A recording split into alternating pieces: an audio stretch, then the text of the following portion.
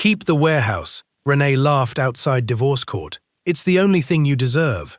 She left with our home, savings, retirement funds, and every investment we had built. I walked away holding one rusted key. 6 weeks later, a developer placed a $900 million contract in front of me because that warehouse controlled the only rail and dock access to a massive waterfront project. I reached for the pen, but the doors suddenly opened. A sheriff entered with Renee and her new lover. He handed me an order freezing the sale. Attached was a warehouse inspection signed by her lover months before our divorce, long before the project had been announced. How had he known? Before we begin, comment where you are watching from, and tell us this. If your spouse took almost everything in a divorce, but left you one property everyone called worthless, would you keep it or sell it? Subscribe to more stories about betrayal, hidden truth, and the strength it takes to begin again. Elias Carter was 49 when his marriage ended inside a Baltimore courthouse on a cold Monday morning. Across the table, his wife of 22 years sat beside two attorneys, dressed in a royal blue suit that cost more than Elias's first car. Renee did not look heartbroken. She looked prepared. The settlement papers gave her their house, most of their savings, both retirement accounts, and the investments they had built together. Elias received his pickup truck, his work tools, and an old warehouse beside the Patapsco River. Renee smiled when the judge approved the agreement. "At least you'll have somewhere to store all that junk," she said. Elias had never been a wealthy man, but he had never been lazy. He worked as a construction estimator, the person contractors called before placing a bid on a bridge, school, or office building. He could study a set of plans and find a costly mistake before anyone poured the first yard of concrete. His work was steady, respectable, and mostly invisible. Renee once admired that about him. When they first married, she was answering phones in a small real estate office, while Elias worked overtime to pay for her evening classes. He prepared her presentation folders, drove her to licensing exams, and stayed awake beside her while she practiced sales pitches at their kitchen table. Years later, Renee became an executive at one of Baltimore's most successful property firms. Her photographs appeared in business magazines. Invitations arrived for private dinners and waterfront galas. Elias remained the same man with the same careful habits, and eventually, Renee began treating those habits like a weakness. The change did not happen in one dramatic moment. It arrived through small remarks that became harder to ignore. Renee stopped inviting Elias to company events because his old truck looked out of place beside the luxury cars. She corrected the way he spoke in front of her colleagues. When he wore the brown jacket she had once bought him for their anniversary, she asked why he could not make more of an effort. Then Victor Sloan entered her life. Victor was a redevelopment consultant with silver hair, expensive watches, and a talent for making ordinary plans sound like historic opportunities. He advised city contractors, investment groups, and real estate companies seeking access to Baltimore's neglected waterfront. Renee began mentioning him at dinner. Soon, she stopped mentioning him at all. Elias noticed the late meetings, and the phone turned face down beside her plate. He suspected another man, but he did not yet understand that Victor was interested in more than his wife. 3 months before Renee filed for divorce, she asked Elias about the warehouse his father had left him. It was a damaged brick structure sitting on 31 acres of industrial waterfront. Part of the roof had collapsed, several windows were boarded, and weeds had swallowed the old loading yard. A rusted rail spur ran behind the building, while a deep-water dock stretched into the river. Elias's father, Samuel, had operated a shipping supply business there until illness forced him to close it. Renee had always hated the property. It carried unpaid maintenance bills, annual taxes, and memories she considered useless. Still, her sudden questions felt strange. She wanted to know whether the title was clean and whether Elias had ever received an offer. When he said no, she lost interest, or pretended to. 2 weeks later, Victor recommended an appraiser through one of Renee's attorneys. The warehouse was valued at only $240,000. During the divorce negotiations, Renee fought over every valuable asset. She wanted the house in Guilford, the investment portfolio, the retirement funds, and the lake cabin they had purchased for weekends. Elias's lawyer warned him that he was giving away too much, but Elias was tired of turning 22 years of marriage into columns on a spreadsheet. He asked only for the warehouse. Renee agreed immediately. Victor, who was already appearing openly beside her, told her the property would become a financial burden for Elias. He said the repairs would destroy whatever money Elias had left. Renee believed him. Outside the courthouse, she handed Elias the warehouse key, as if she were returning something dirty. "You chose a ruin over a real future," she said. Elias closed his fingers around the rusted key. His father had once told him never to judge land by what was standing on it.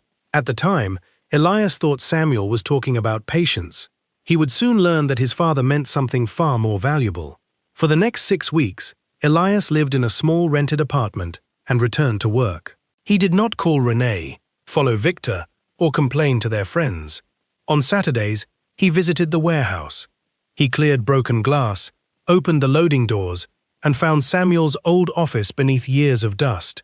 The building was worn, but its foundation remained strong.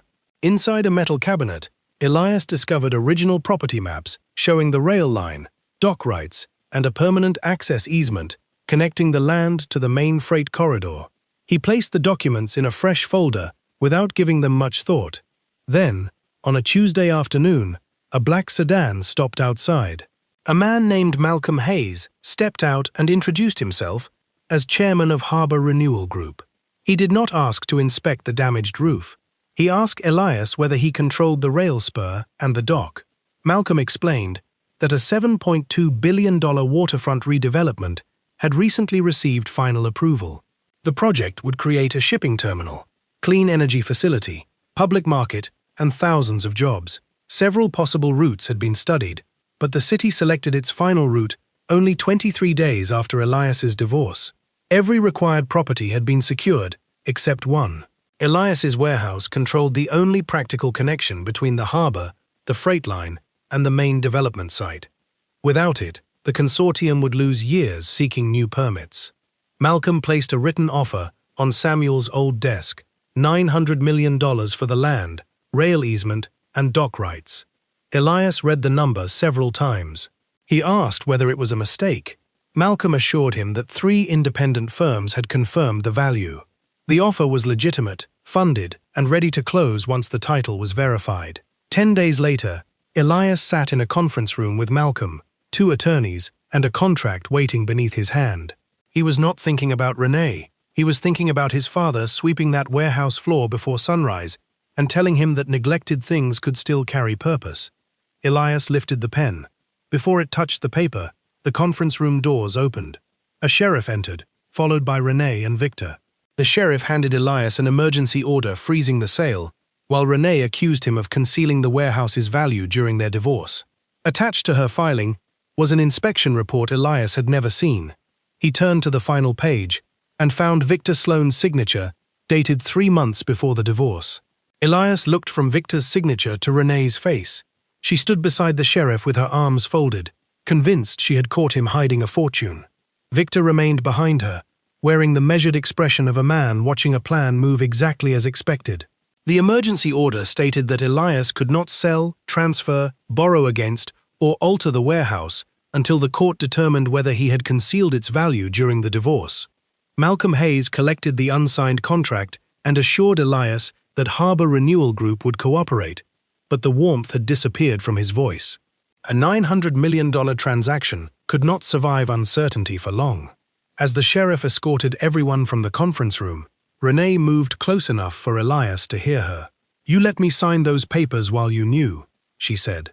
Elias told her the city selected the warehouse route after their divorce. Renee shook her head. "Save it for the judge." Elias said nothing, but one page in her own filing was already pointing toward the man standing beside her. The following morning, Elias appeared before Judge Marjorie Bennett in the same courthouse where his marriage had ended. Renee's attorney argued that the warehouse's enormous increase in value could not have happened by chance.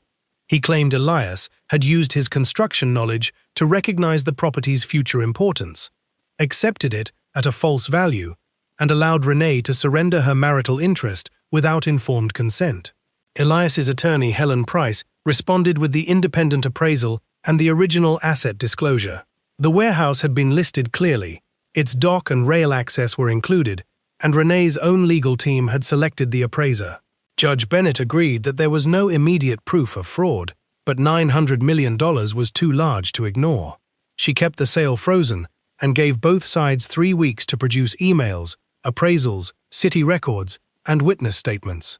Outside the courtroom, Helen delivered the truth without softening it.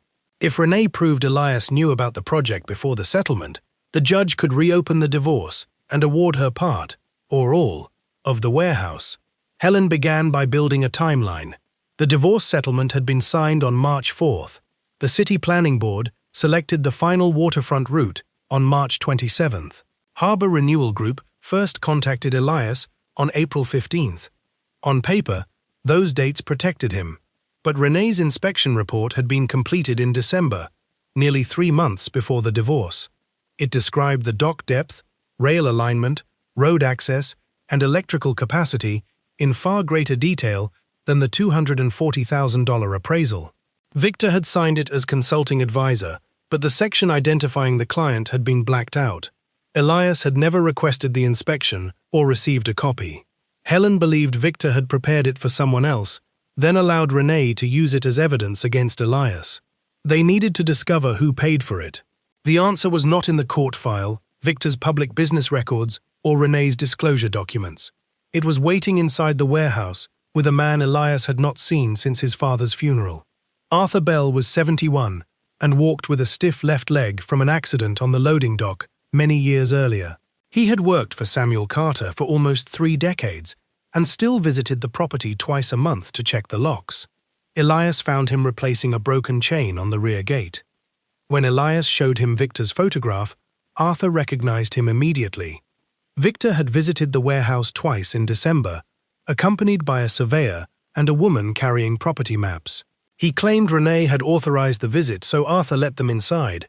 Victor measured the loading yard, photographed the rail spur, and spent nearly an hour examining the dock. Before leaving, he asked Arthur whether Elias was emotionally attached to the property and how much financial pressure might persuade him to sell. Arthur had thought the questions were strange, but Samuel's business had been closed for years, and buyers often appeared before disappearing again. Then Arthur remembered something more important. Victor had left a business card with the name of a company Elias had never heard of, Harbor Front Holdings. Helen searched Maryland's corporate registry and found that Harbor Front Holdings had been created 5 months before Renee filed for divorce. Victor's name did not appear in the public filing. The registered manager was a lawyer named Paul Wexler, who shared an office suite with Victor's private consulting firm. 2 weeks after the warehouse inspection, Harbor Front Holdings prepared an unsigned purchase proposal offering $310,000 for Elias's property. The draft was never sent. Instead, Victor encouraged Renee to demand the liquid assets during the divorce, leaving Elias with taxes, repair costs, and almost no available cash. Helen understood the design. Victor expected Elias to become desperate, then planned to purchase the warehouse through the hidden company for slightly more than its appraisal. He had known the land might become important, but he could not be certain which route the city would choose. He was gambling with Elias's future, using Renee's divorce as leverage. If you believe Elias should confront Renee and tell her how Victor used her, comment "Never judge" below. If you think he should remain focused on the evidence and let the truth speak in court, comment "Stay focused." Elias wanted to call Renee the moment Helen explained the hidden company. He wanted to ask whether she had known about Victor's visits and why she had trusted him more than the husband who had supported her for 22 years. Helen stopped him. Renee was now the opposing party in an active property case. A private confrontation could be recorded, misquoted, or presented as intimidation. More importantly, they still could not prove Victor controlled Harbor Front Holdings.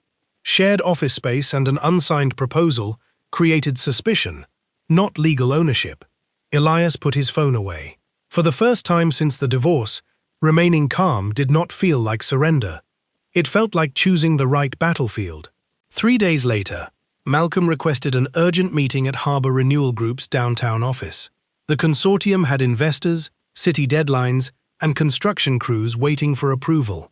Every day of delay increased its costs. Malcolm explained that the $900 million offer would remain open for only 10 more days. If the court had not cleared the title by then, the group would pursue its second route across the river. That route would cost more and delay construction, but it would remove Elias and Renee from the project entirely. Helen reminded Malcolm that Judge Bennett had allowed 3 weeks for evidence. Malcolm sympathized, but the investors would not wait. Elias left the meeting facing an impossible calendar. 19 days remained before the court's deadline, but only 10 before the offer vanished. Renee did not have to win her case. She only had to delay it long enough to destroy his deal. That evening, Arthur called Elias from the warehouse. While clearing Samuel's old office, he had found a small digital recorder behind a filing cabinet. Samuel once used it to record shipping orders when his hands were covered in grease. Arthur remembered leaving it running during Victor's second inspection because Victor had asked him to record measurements. Most of the audio contained footsteps, numbers, and the sound of the river against the dock. Near the end, Arthur stepped outside, while Victor remained inside with the surveyor. Their conversation lasted less than a minute. Elias took the recorder directly to Helen, who copied the file and listened through headphones. Her expression changed before she reached the final sentence. She turned up the speaker, and Victor's voice filled the office. "Once Renee takes the cash, Carter will be broke enough to sell us the warehouse for whatever we offer." Helen replayed Victor's final sentence twice, then switched off the recorder. The words confirmed their theory, but confirmation was not the same as courtroom evidence. Because Victor had not clearly agreed to have his private conversation recorded, Helen warned that using the audio could create a legal fight of its own. She would not risk Elias's case by presenting questionable evidence. Still, the recording gave her something almost as useful, a direction. Victor had said, "we," which meant Harbor Front Holdings involved at least one other person. Helen filed an emergency request for financial records, company emails, and the identity of everyone connected to the hidden business. She also asked Judge Bennett to move the hearing forward because Harbor Renewal Group's offer would expire in 10 days. The judge approved limited, expedited discovery and ordered the records produced within 72 hours. Victor had expected Elias to defend himself. He had not expected anyone to examine the company he built to trap him. The original warehouse appraisal arrived first. Renee's divorce attorney had requested it 4 months before the settlement, and both Renee and Elias had received copies through their lawyers. The full report described the 31 acres, rail spur, dock rights, and permanent freight easement. It also explained why the property was valued at only $240,000 at the time. The building needed major repairs, the dock required reinforcement, and no approved project gave the access rights commercial value. Renee had signed a disclosure page confirming that she understood the appraisal and chose not to seek ownership of the property. Her signature appeared beneath a sentence stating that future changes in zoning, development, or market conditions would belong to whoever received the warehouse in the final settlement. Helen placed the document in a new evidence folder. Renee had not been tricked by Elias. She had rejected the property after receiving the same information he had. The city planning records removed the next piece of doubt. For nearly 2 years, the redevelopment board had considered 4 possible routes. 3 avoided Elias's warehouse entirely. The final vote occurred on March 27th, exactly 23 days after the divorce decree became official. Until that vote, no landowner could know which route would be selected. Meeting notes showed that even Harbor Renewal Group had expected another location to win approval until a state environmental review eliminated it at the last minute.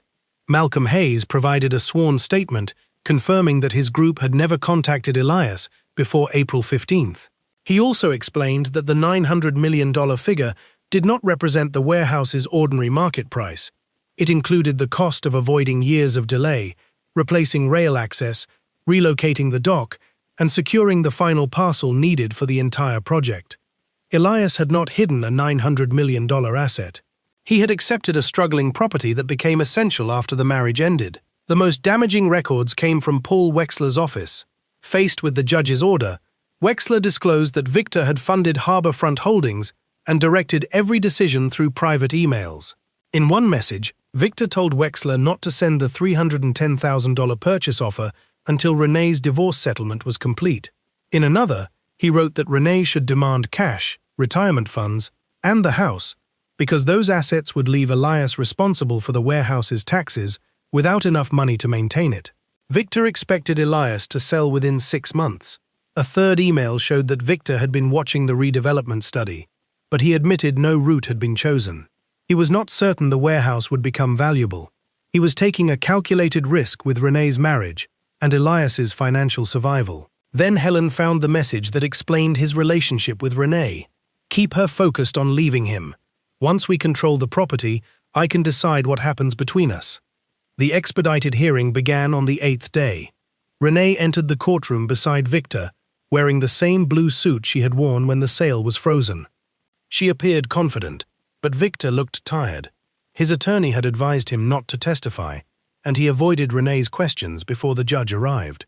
Elias sat with Helen and kept his father's rusted warehouse key in his pocket. Renee's lawyer opened by displaying the $240,000 appraisal beside the $900 million offer. He described the difference as too enormous to be innocent. Helen did not argue with the numbers. She explained them.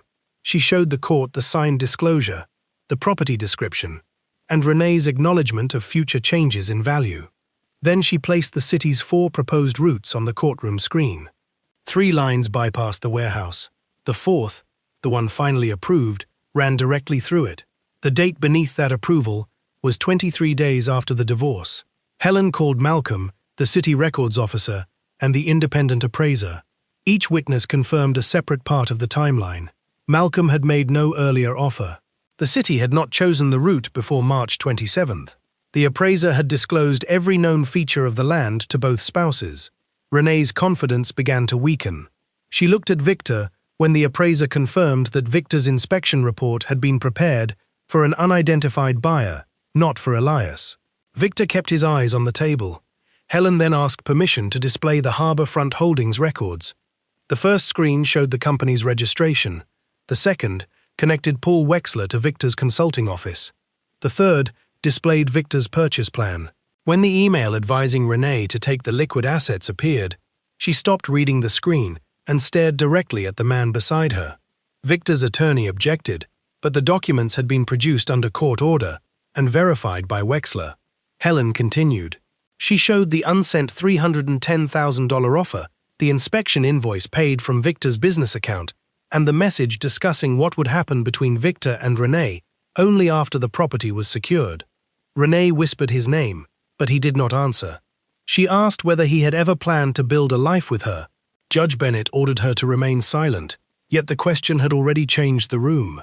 Victor gathered his papers and moved several inches away from her. That small movement gave Renee the answer she had refused to see. Elias had been the obstacle Victor needed removed. The romance had simply been the tool he used to accomplish it. Judge Bennett ruled that Elias had fully disclosed the warehouse and possessed no advance knowledge of the final route or future offer. Renee had accepted the settlement with independent legal advice, an appraisal she requested, and written notice that the property's value could change. The judge denied her claim, removed the freeze, and confirmed Elias's sole ownership. Harbor Renewal Group immediately dismissed Victor from every consulting role connected to the project. Malcolm referred the shell company, undisclosed conflict, and use of confidential planning information to Baltimore's ethics office for investigation. Outside the courtroom, reporters waited near the steps, but Elias walked past them without speaking. Renee followed alone. Victor had already left through another exit. She called Elias's name and held up her phone, showing him a message Victor had sent only minutes before the ruling. Her face had lost all color. "Before you sign that contract," she said, "you need to see what he is planning to do next." The message on Renee's phone had arrived from Victor less than 5 minutes after the judge's ruling. It contained no apology and no concern for her. He told Renee that he was leaving Baltimore that evening, and that if investigators questioned her, she should say Harborfront Holdings had been her idea. He had attached a prepared statement describing Renee as the person who wanted Elias financially weakened after the divorce. Victor planned to save himself by placing the entire scheme on her shoulders. Renee's hands shook as Elias read it. For months, she had defended Victor as the man who understood her ambitions. Now he was using those ambitions as evidence against her. Elias told her not to answer the message. He forwarded a copy to Helen and advised Renee to find her own attorney. It was more help than Victor had offered her, and more kindness than she believed she deserved. They walked to a small courtyard behind the courthouse, away from the reporters. Renee sat on a stone bench, and admitted that her relationship with Victor had started before she filed for divorce. It had begun with business lunches and private conversations in which Victor praised the life she had built. He told her Elias was holding her back and that successful people should not feel guilty for leaving ordinary lives behind. Renee wanted to believe him because his words matched the pride she had allowed to grow inside her. She began measuring Elias by his truck, his salary, and the rooms where he did not belong. She stopped seeing the man who had paid for her classes, proofread her first contracts, and waited outside every exam room. "I treated your loyalty like it had no value because it came without a title," she said. "Then I traded it for a man whose title was the only real thing about him." Renee asked whether Elias could ever forgive her. Elias took his time before answering. He told her he did not want to carry anger into the years ahead. Anger would give the divorce a permanent room in his life, and he had already lost enough space to it. He forgave her for choosing Victor, for mocking the warehouse, and for believing the worst of him in court. But forgiveness did not restore trust, and it did not erase the choices that ended their marriage. When Renee asked if they might begin again, Elias gently refused. He wished her healing, but he would not return to a relationship in which he had spent years proving he deserved basic respect. Renee cried without asking him to change his answer. For the first time, she accepted a consequence without trying to negotiate better terms. The next morning, Elias returned to Harbor Renewal Group. Malcolm had restored the $900 million offer as soon as the judge removed the freeze. Lawyers filled the conference room, but Elias requested one amendment before signing. The original brick entrance of Samuel Carter's warehouse would remain standing. 2 acres beside it, which were not needed for the rail connection, would be transferred to a non-profit Elias planned to create. Harbor Renewal Group could build around it, but the doorway his father had opened every morning for 30 years would become the entrance to something useful. Malcolm studied the revised plans and agreed. The preservation would cost little compared with the value of the project, and it would give the new waterfront development a connection to the neighborhood's history. Elias signed the final contract with his father's rusted key resting beside his hand. News of the sale spread quickly. Reporters wanted Elias to describe Renee as greedy and Victor as a thief. Television producers offered him interviews built around revenge. Elias declined them all. He released one short statement confirming that the property had been disclosed properly, the court had settled the matter, and he hoped the redevelopment would serve Baltimore families. He did not mention Renee. When friends sent him photographs of her leaving court alone, he deleted them. Humiliation had wounded him during the marriage. He was not going to use the same weapon simply because he could now afford a larger audience. That decision confused people who expected wealth to make him louder. Instead, it gave Elias the first peaceful night's sleep he had experienced since the divorce began. Victor left the city, but he did not escape the consequences. Harbor Renewal Group terminated his contracts, and the city ethics office opened an investigation into his hidden company and possible misuse of planning information. Paul Wexler agreed to cooperate rather than protect him. Renee was not charged with controlling the shell company because the records showed she had never owned it or known about the purchase plan. Still, the scandal cost her the executive position she had once valued above everything else. Several months later, she joined a smaller real estate office that helped first-time buyers find affordable homes. She sold the luxury car Victor had encouraged her to purchase and returned to work without assistants or private dining rooms. It was not the life she had imagined, but it was finally a life built without borrowed importance. Elias spent the following year creating the Samuel Carter Skills Center. He hired Arthur Bell as its first advisor and restored Samuel's office with the same wooden desk, shipping maps, and dented metal cabinet. The center offered construction training, business classes, and paid apprenticeships for adults who needed a second beginning. Retired carpenters taught young workers how to read plans. Local accountants helped families start small companies. Contractors working on the waterfront project agreed to interview every graduate. On opening morning, Elias stood beneath the preserved brick arch as people entered carrying notebooks, lunch bags, and the nervous hope that comes with trying again. Arthur handed him a photograph of Samuel standing in that doorway 40 years earlier. On the back, Samuel had written, "A building matters only when it gives people somewhere to begin." One evening after the center closed, Elias sat alone in his father's restored office. Beyond the old windows, cranes moved above the waterfront, and lights from the new rail terminal reflected across the river. The money had changed what Elias could provide, but it had not created his worth. That had been present when he worked overtime for Renee's education, when he accepted the warehouse everyone rejected, and when he chose evidence over revenge. His real comeback was not the court victory or the $900 million contract. It was the day he stopped allowing another person's opinion to decide whether his life had value. If you have ever been overlooked, abandoned, or made to feel that your best years are behind you, remember that one closed chapter does not finish your story. Subscribe and join us for more stories that prove dignity can survive betrayal and a new beginning can arrive at any age.